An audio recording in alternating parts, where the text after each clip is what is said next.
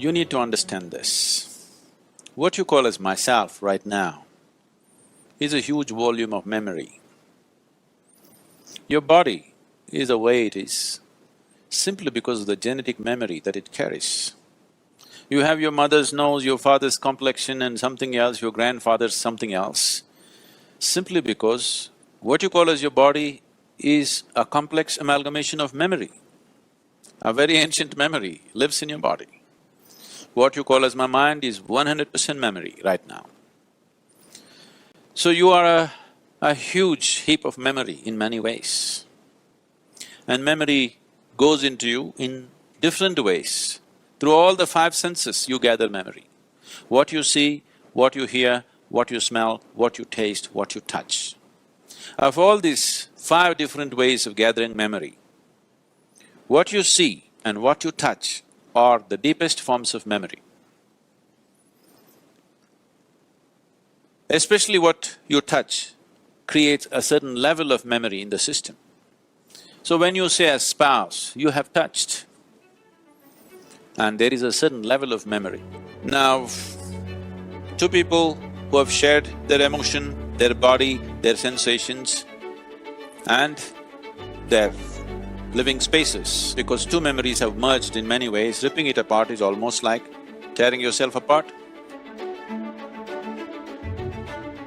And that's not going to be easy for various reasons. But at the same time, the very fact that you're going through your divorce means you want to be finished with that memory in some way. Maybe not erase that memory, but someone who was a spouse, someone who was in many ways a part of your life, slowly, for whatever reason, you have begun to experience them as a baggage that you're unwilling to carry. So, you want to keep the baggage aside, but you find the baggage is not something that you voluntarily carry, it is something that compulsively sticks to you. So when whatever sticks to you compulsively, if you try to rip it off, there will be pain. Even though you might have begun to almost come to a place where you can't stand the person anymore, still it hurts.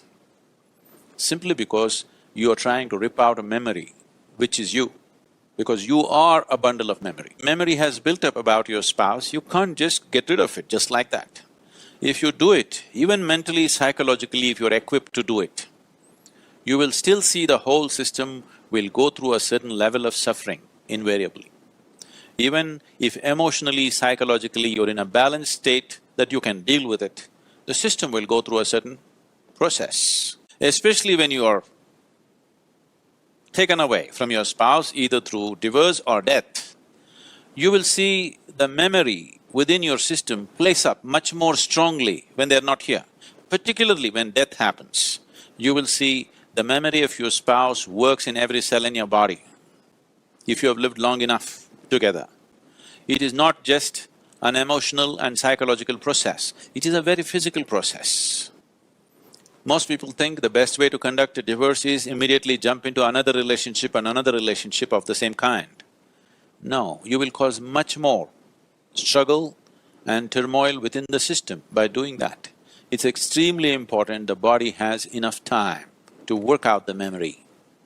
The body has enough time to keep the memory at a certain distance.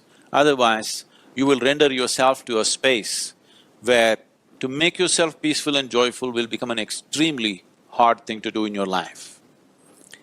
So conducting this process gracefully and well is important, as it is important to conduct every aspect of your life gracefully and well. You're only divorcing your spouse, you need not divorce yourself.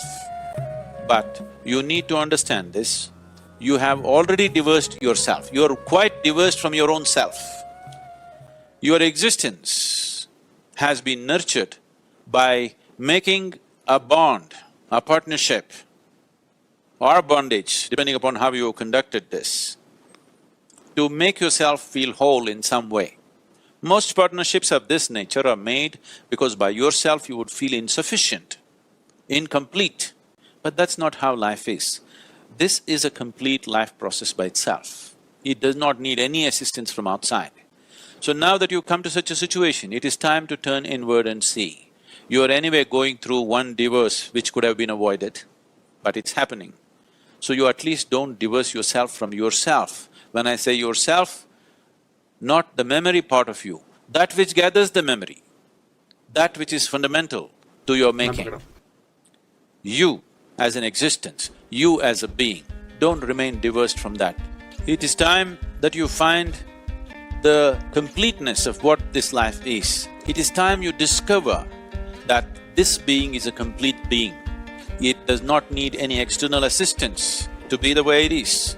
To conduct our life in a society, we are interdependent, but the fundamental existence of this, the balance of what this is, the space of what this is, the possibility of what this is a complete process by itself. Our interdependence is only according to our external requirements, but our inner existence is complete by itself. You are divorcing your spouse, which is bad enough. Do not divorce yourself from yourself. Dealing with breakup can be a challenging and emotional process, but there are several strategies that can help you cope and move forward in a healthy way. First and foremost, allow yourself to grieve and process your emotions. It's normal to feel sad, angry, or upset after a breakup, so don't be too hard on yourself experiencing these feelings. Seeking support from friends and family can be incredibly helpful during this time. Having a support system can provide emotional relief, understanding, and a sense of belonging. It's essential to talk your feelings and share your thoughts with someone you trust.